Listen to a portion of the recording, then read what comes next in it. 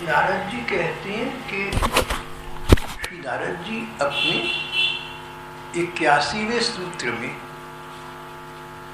कहते हैं त्रिकाल सत्य भगवान की प्रेमा भक्ति ही सर्वश्रेष्ठ वस्तु है। त्रिसत्यस्य भक्तिरेव गरीयसी भक्तिरेव गरिष्यसि।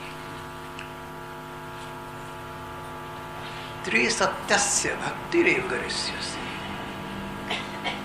कहीं कहीं पूर्वकालीन पौराणिक ग्रंथों में संस्कृत में ऐसे शब्द आए हैं जिनका शब्दार्थ करना आसान नहीं है। वैदिक संस्कृत में और वर्तमान संस्कृत की व्याकरण में कहीं कहीं बहुत बड़े बड़े अंतर हैं और कहीं कहीं ग्रंथकार या सूत्रकार समाधि की भाषा का प्रयोग कर रहे हैं, समाधिस्थ हैं, भगवान के ध्यान में मग्न हैं, लेकिन लोक मंगल के लिए, हमारे आपके कल्याण के लिए कुछ बोल या लिख रही हैं। तो बोलते लिखते समय जैसे जिह्वा किसी की छटपटा जाए, क्या कहते हैं, skip of word, skip of tongue,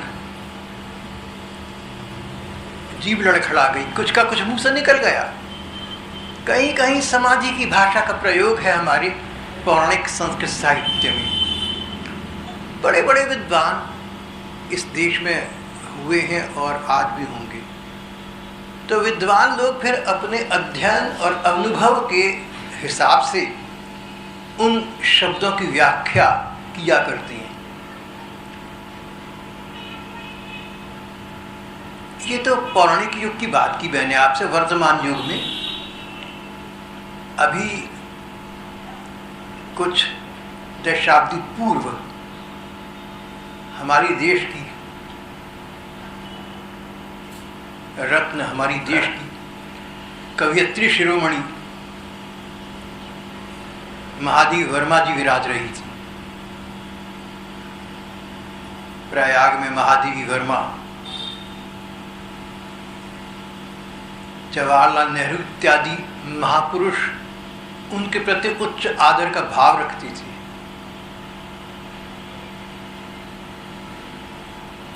बहुत बड़ी, बहुत महान हस्ती थी इस देश की महादेवी वर्मा। काफी आयु होने पर कुछ समय, कुछ वर्षों पूर्व उनका शरीर शांत हुआ। महादेवी वर्मा की कविताएं हिंदी जगत में प्रसिद्ध हैं और हिंदी की बड़ी जमातों में उनकी कविताएं सिलेबस में, कोर्सेज में, पाठ्य पुस्तकों में लगी हुई हैं। तो एक यूनिव का, एक विश्वविद्यालय का छात्र महादेवी वर्मा के पास गया, कहने लगा ये कविता आपकी है। और हमारे दो प्राध्यापकों ने दो अलग अलग अर्थ बताए हैं और तीसरे विद्वान ने तो तीसरा अर्थ बताया है। मैंने उद्दंडता की कि आपको अपनी बात दादी समझकर सीधा आपके पास आ गया। मैं बच्चा हूँ आपका, पढ़ता हूँ, मेरी जिज्ञासा, आप बताइए कि इसका सचमुच क्या अर्थ है। कविता देखकर उन्होंने कहा कि ये कविता देखकर मुझे याद आ गया कि मैंने ये कविता लिखी थी। ये नहीं याद कि उस समय मैंने क्या सोचा, मैं स्वयं स्पष्ट नहीं। आगे उन्होंने कहा कि भाई मेरी कविताओं की क्या बात करते हो, जितने पढ़ने वाले उतने अर्थ निकाल लेती हैं, जो तुम्हें जचे देख लो। ये तो हमारे अपने इस युग की घटना है। ऐसा हो जाता है। महापुरुषों के साथ एक बड़ी कठिनाई है। हम ये भूल जाते हैं कि महापुरुष है तो मनुष्य, तो मनुष्य वाली बातें कर देंगे। तो घर में आप लोग, हम लोग लापरवाही में या हंसी मजाक के मूड में किसी प्रकार से कोई बात अचानक कह जाती है, हमारा उस बात उसकी गंभीरता से अर्थ नहीं होता, कहीं भूल गए। महापुरुषों के लिए बड़ा कठिन है, वो जो बोलेंगे सार्वजनिक हो जाएगा, उसके अर्थ निकलेंगे। तुलसीदास जी ने कैसे लिखा, ये सब ताड़न के अधिकारी, सारे संसार में चर्चा हो जाएगी। अगर ये वाक्य आप लोग या आपके माता पिता या आपके दादा दादा नाना बोल देना घरों में, कोई कुछ नहीं कहने, बात हुई, समाप्त हो गई। तो महज्जनों को अपनी महानता जो लोगों में स्थापित हो जाए, उसके लिए बड़ा मूल्य चुकाना पड़ता है। पौराणिक संस्कृत की बात चल रही थी, तो उसका लगता है कि व्याकरण कुछ और था, हमारी वाला नहीं था। इसलिए जो पौराणिक युग के हमारे युग पुरुष हुए, भगवत भक्त हुए, विद्वान संत हुए, उन्होंने समाजी की भाषा का प्रयोग किया या अपने परवर्ती युग की भाषा का प्रयोग किया। क्या किया? हम अधकचरे, हम अपरिपक्व, हम वर्तमान युग के जीव कदाचित उसको पूरा पक्का समझ नहीं पाते। फिर विद्वान लोग अपनी विद्वत्ता का आधार लेकर अपनी ओर से अच्छे अर्थ निकालती हैं। आज का हमारा सूत्र इसी प्रकार का है, त्रिसत्यस्य भक्तिरेव गरीयसी। त्रिसत्य की भक्ति ही श्रेष्ठ है। त्रिसत्य क्या है? इस सूत्र में त्रिसत्य की भक्ति सर्वश्रेष्ठ है। तो त्रिसत्य क्या है? अलग अलग विद्वानों ने अलग अलग बात की है। साधारण भाषा में त्रिसत्य का अर्थ त्रिकाल सत्य, ऐसा सत्य जो तीनों कालों में सत्य हो, जो भूतकाल में भी सच था, वर्तमान में सच है और भविष्य भी सच रहेगा। त्रिकाल सत्य तो एकमात्र परमात्मा है। त्रिकाल सत्य एकमात्र भगवान। तो त्रिसत्य का अर्थ जो महात्माओं ने, विद्वानों ने कहा, निकाला, वैयाकरणों ने कहा त्रिसत्य, तीन सत्य। अब देखिए, सत्य तो एक होता है, एक से अधिक सत्य, तो जो सत्य है वो अपने आप में परिपूर्ण वस्तु का नाम है। तो तीन सत्य कौन से? विद्वान लोग बहुत वाद विवाद करते, बहुत सोचते विचारते हैं कि तीन सत्य माने जाएं। नारद जी ने कहा है, कोई साधारण बात तो नहीं है। नारद जी तो स्वयं महाविद्वान, महाज्ञानी, महाभक्त।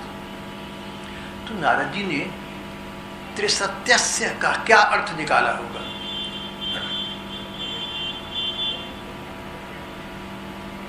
कोई कहते हैं कि तीन सत्य हैं, सत्व, रज और तम, सात्विक, राजसिक और तामसिक तत्व, ये तीन सत्य हैं।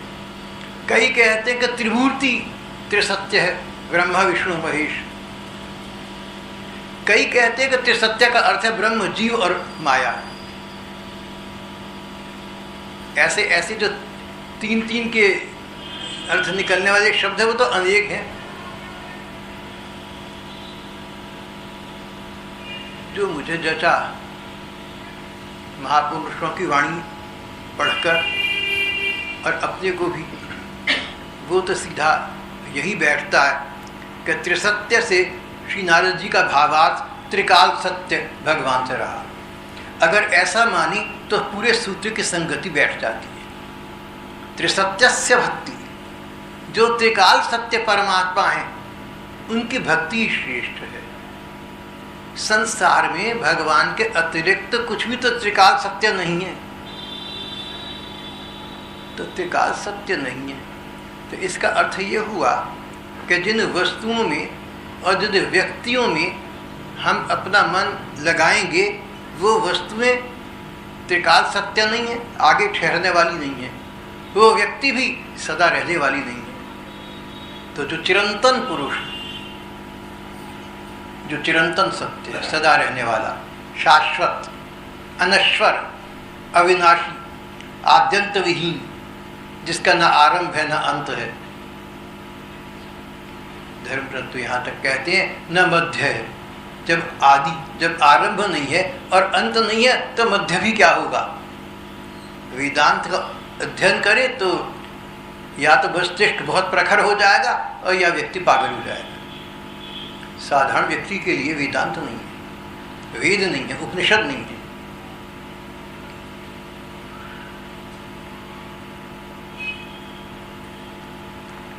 जो त्रिकाल सत्य तत्व है वो परमात्मा के अतिरिक्त और कोई तो ठहरता ही नहीं।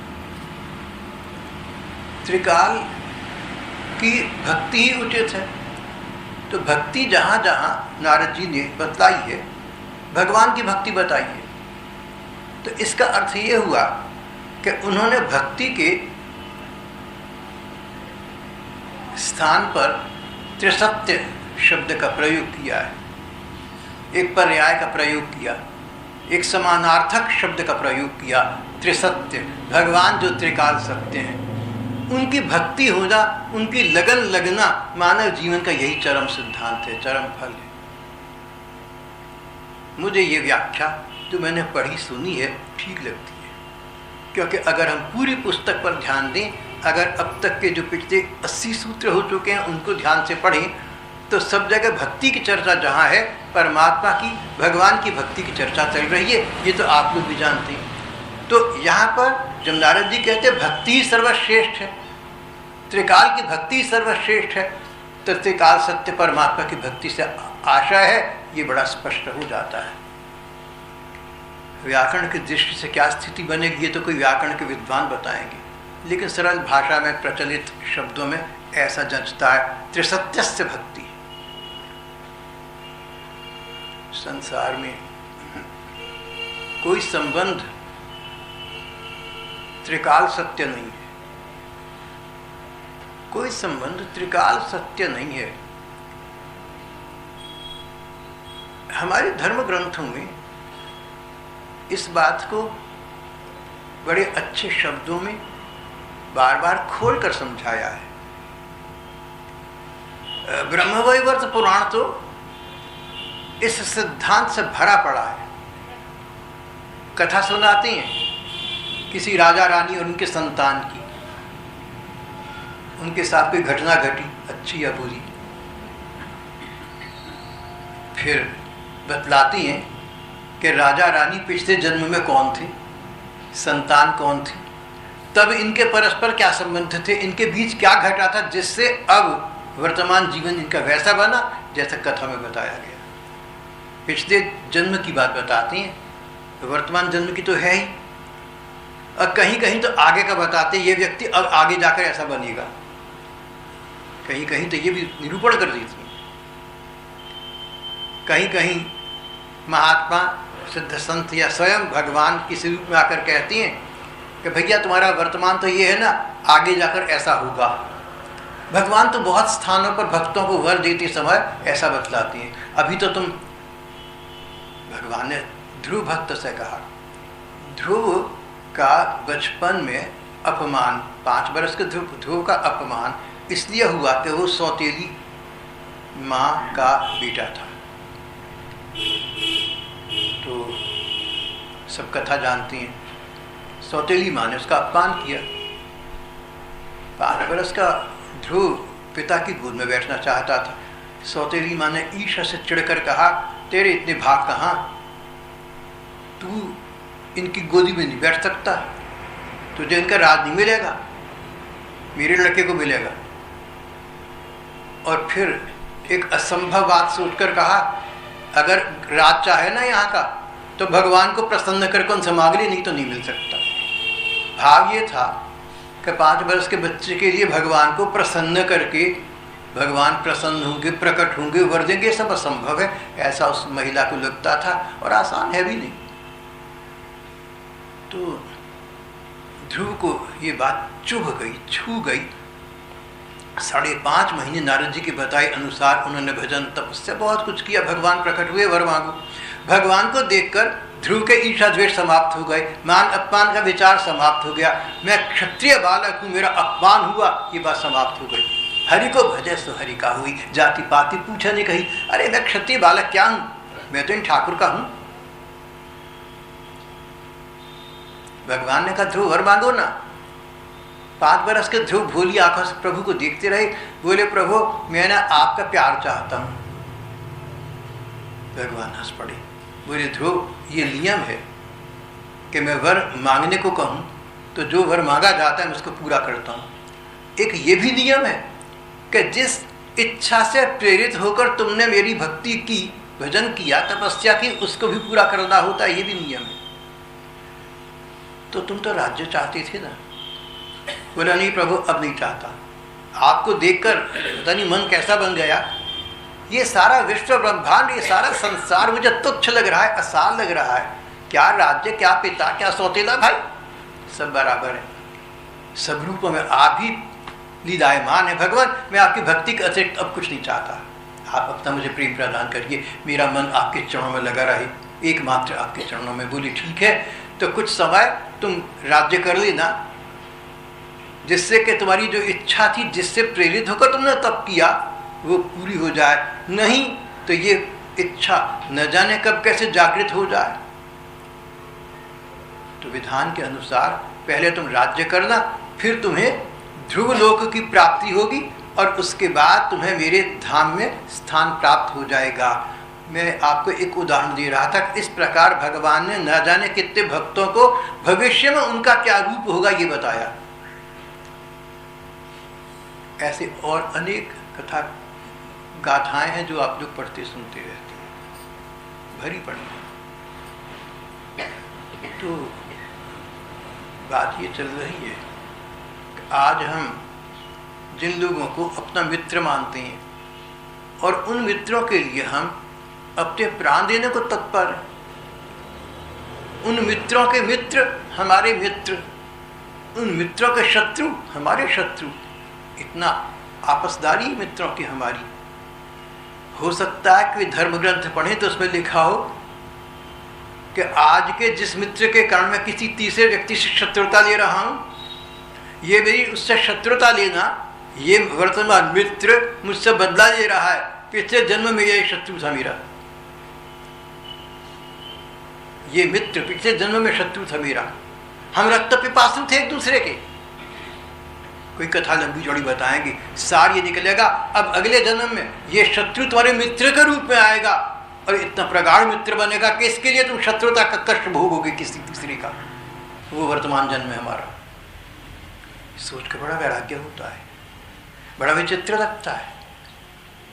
तो पिछले युग में जो हमारे मित्र, जो आज हमारे मित्र हैं, पिछले जन्म में हो सकता है हमारे शत्रु रहे।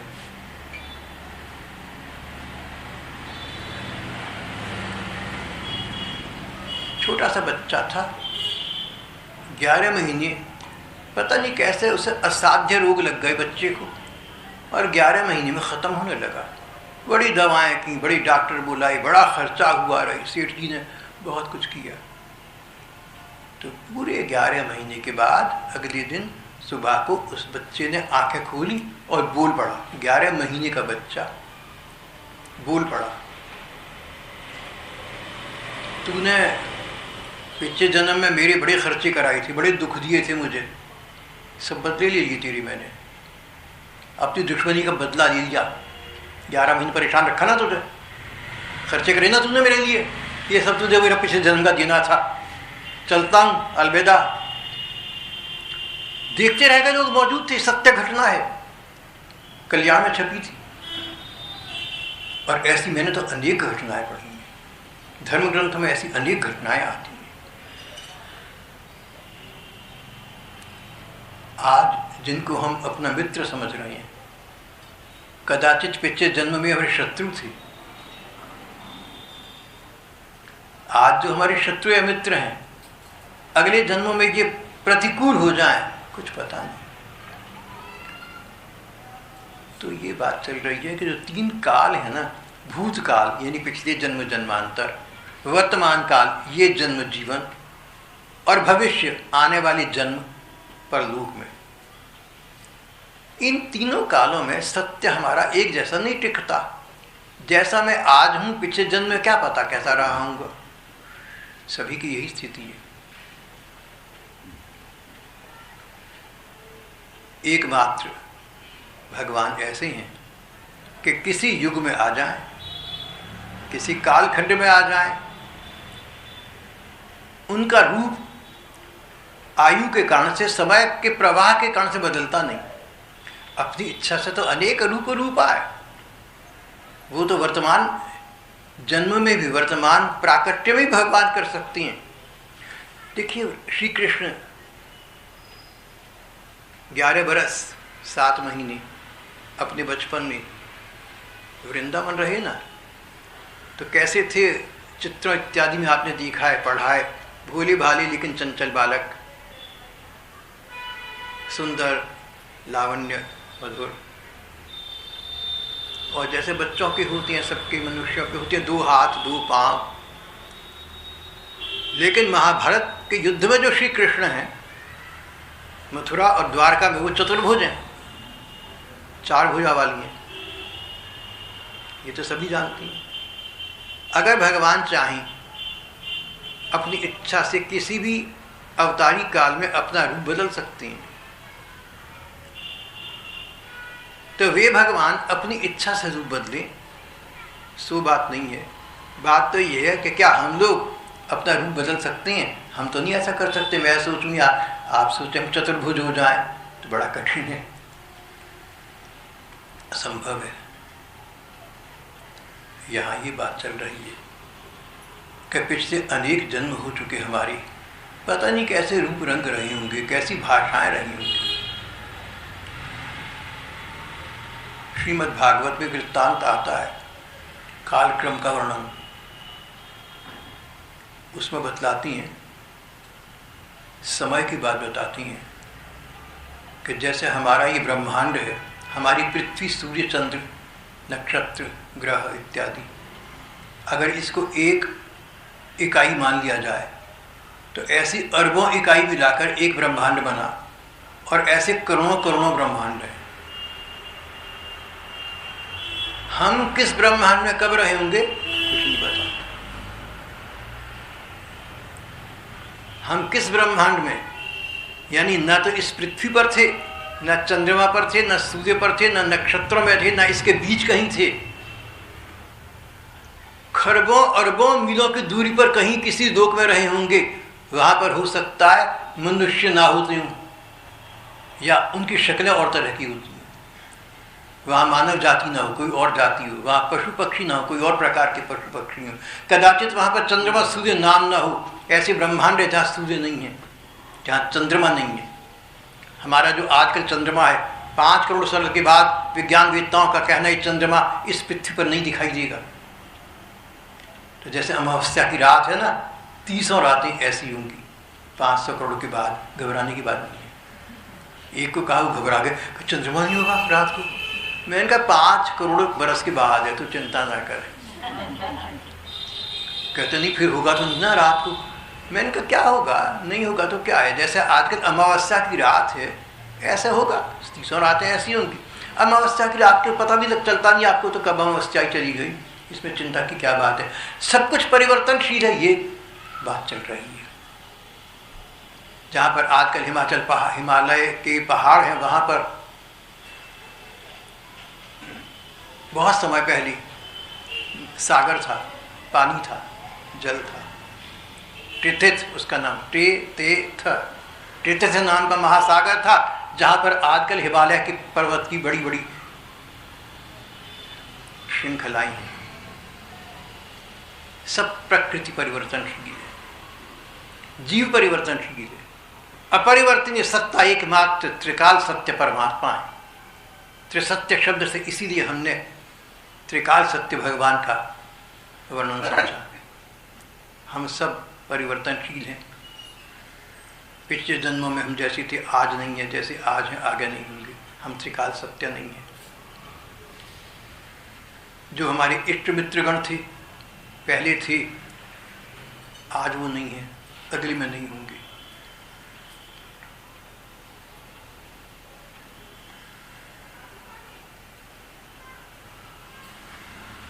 आगरा के शाहगंज मार्केट में रमेश रेडियोज नाम की दुकान पर रात को 11 बजे अंधेरे में गली में छुरा घूंप कर लाला जी की हत्या कर दी गई।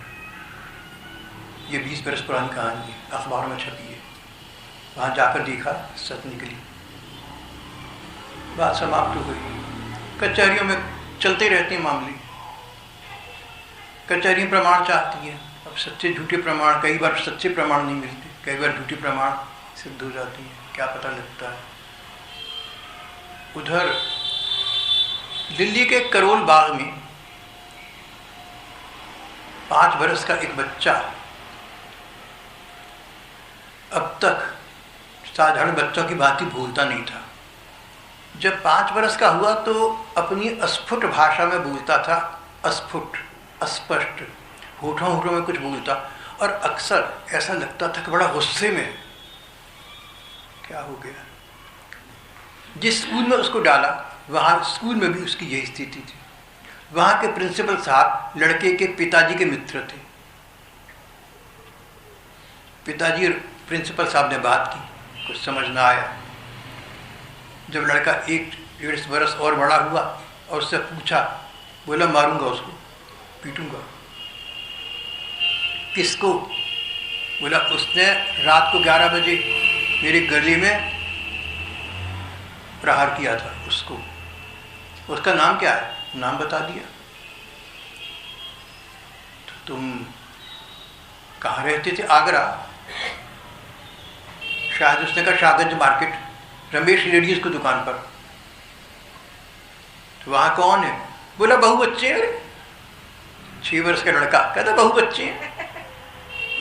प्रिंसिपल साहब ने कहा लेके चलो उसे। पिताजी और प्रिंसिपल साहब एक 2 मित्रों को लेकर दिल्ली से चल पड़े कार में। जब वो आगरा के आसपास पहुंची तो जो सड़क उस मार्केट तरफ जाती थी, उसने कहा इधर मुड़ जाओ। बोला ये है मेरा घर, इधर मुड़ जाओ। और उस लड़के ने उस मार्केट की तरफ मुड़ा गाड़ी को, दुकान पर पहुंचाया। कार से बाहर निकला तो एक मोटी तोंद वाली काली औरत बैठी थी गल्ले के पास। उसके पास आकर, क्यों जी क्या हाल है? वो दिखे, कहते भगवान पहचानी नहीं मुझे, लड़के कहाँ हैं? लड़के बड़ी बड़ी थी। वो निकल के आई, सब आश्चर्य में। सारी बात की सारांश ये है, ऐसी कथाएं बड़ी रोचक हुआ करती हैं, लेकिन लंबी बात में समय निकल जाता है, कि जो उस बच्चे ने बातें कहीं सब सच निकली। फिर उसने कहा, जब उस पर फिर भी शक्कर आ गया, तो उसने अपनी पत्नी से यानी सेठानी से कहा कि अंदर के फलाने कमरे में उस अलमारी के अंदर, वहाँ तिजोरी के अंदर दूसरे खाने में इतने पैसे रखे थे मैंने। सच निकली बात।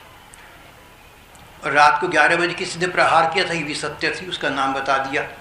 मैंने जब ये पत्रिका में समाचार पढ़ा तो उसके अंत में लिखा हुआ था कि अब देखना यह है कि कचहरी क्या पुनर्जन्म के प्रमाण को मानकर आगे बढ़ेगी या नहीं। यहाँ तक मैंने पढ़ा था, उसके बाद शायद मैंने अखबार पढ़ने बंद कर दी। कई बार मेरा दिल करा कि मैं जब वृंदावन जाते हैं हम लोग, तो कभी आगरा जाकर देखें तो सही। जहाँ तक मुझे याद है शाहगंज मार्केट का नाम है, और रमेश रेडियो से निश्चित है कि वहाँ दुकान शायद होगी, या कुछ लोग तो वहाँ होंगे, कुछ जानते होंगे, पुराने लोग कुछ होंगे। यहाँ तो आपको मैंने इतना ये रोचक वृत्तांत सुनाया इसलिए कि पुनर्जन्म की घटनाएं आज भी घट रही हैं और प्रमाणित हो जाती हैं। ऐसी मैंने अनेक घटनाएं पढ़ी।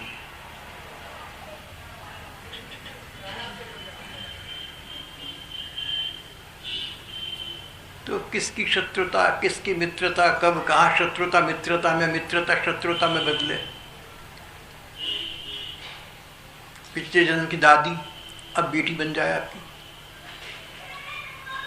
मुझे लगता है मेरी कई अपनी सत्संगी बहनें हैं, पहले मेरी दादी नानी थी, सबकी गोद में खेला, ऐसा लगता है मुझे, सबकी गोद में खेला। जो इन लोगों के तरीके हैं उनको देखकर मुझे लगता है कि इनकी गोद में खेला है। मुझे समझाती रहती हैं, ऐसा नहीं, ऐसे करना चाहिए, बताती हैं मुझे, समझ ऐसे करो, ऐसा नहीं होता। मुझे तो यही लगता है।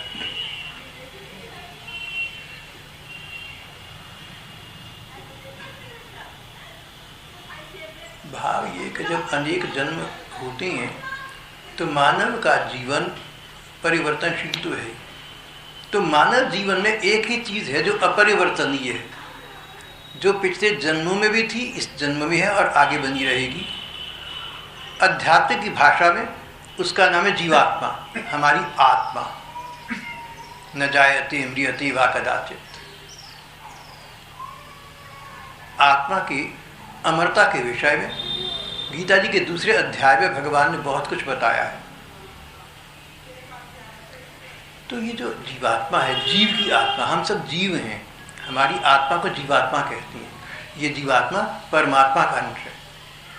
तो हम लोग पिछले जन्मों में जो हमारा सत्य था वो शरीर नहीं था, वो संबंध नहीं थे, वो संबंधी नहीं थे, वो सत्य था हमारी जीवात्मा, सो भी इसलिए कि परमात्मा का अंश है।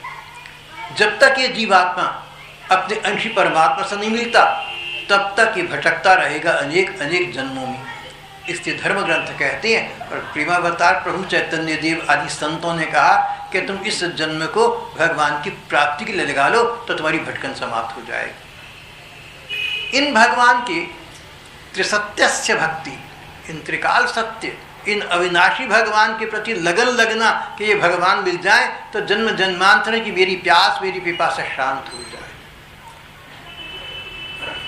जिस प्रकार कोई प्यासा भोला व्यक्ति हर रात अपने खुले में लेट जाए, अपना मुंह खोल कर लेट जाए कि ओस गिरेगी तो मेरी प्यास बुझेगी, और प्यास बुझकर ओस से देती नहीं, और कोई समझदार समझा दे भैया प्यास तेरी ओस से कभी नहीं बुझेगी, तू पानी पी कर देगी। सोडा वाटर से भी प्यास नहीं बुझेगी, दूध से भी प्यास नहीं बुझेगी, प्यास बुझेगी तो पानी से बुझेगी, तू पानी पी। इसी प्रकार हम लोगों को संतजन मिले हैं, जैसे चैतन्य देव मिले और महात्मा मिले और भक्त मिले, उन्होंने हमको समझाया है, पुस्तकों में वाणी में समझाया कि देखो तुम्हारी जो प्यास है ना, तुम्हारी जो भटकन है ना, ये तभी समाप्त होगी जब त्रिसत्यस्य भक्ति, जब त्रिकाल सत्य जो परमात्मा है, पिछले जन्मों में ये परमात्मा तुम्हारे मित्र थे, आज भी वही है, आगे भी वही होंगे। तो अपने त्रिकाल सत्य मित्र, अपने सखा, अपने स्वामी, अपने सर्वस्व, इन भगवान में अपना तुम मन लगाओ, इनमें अपना अनुराग कर लो तो ये भगवान प्राप्त हो जाएंगे। जन्म जन्मांतर की तुम्हारी पिपासा का शमन हो जाएगा, तुम्हारी प्यास शांत हो जाएगी। फिर संसार के थपेड़े तुम्हें कष्ट में नहीं डाल सकेंगे, फिर तुम सुख और दुख से अतीत हो जाओगे। त्रिसत्यस्य भक्ति एवं गरीयसी, यही श्रेष्ठ है।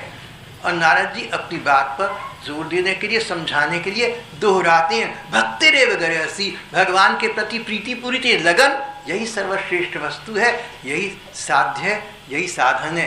तदेव साध्यताम, इसी की साधना करो, इसी को प्राप्त करने का प्रयत्न करो। आज का सूत्र की वार्ता यहाँ समाप्त करें।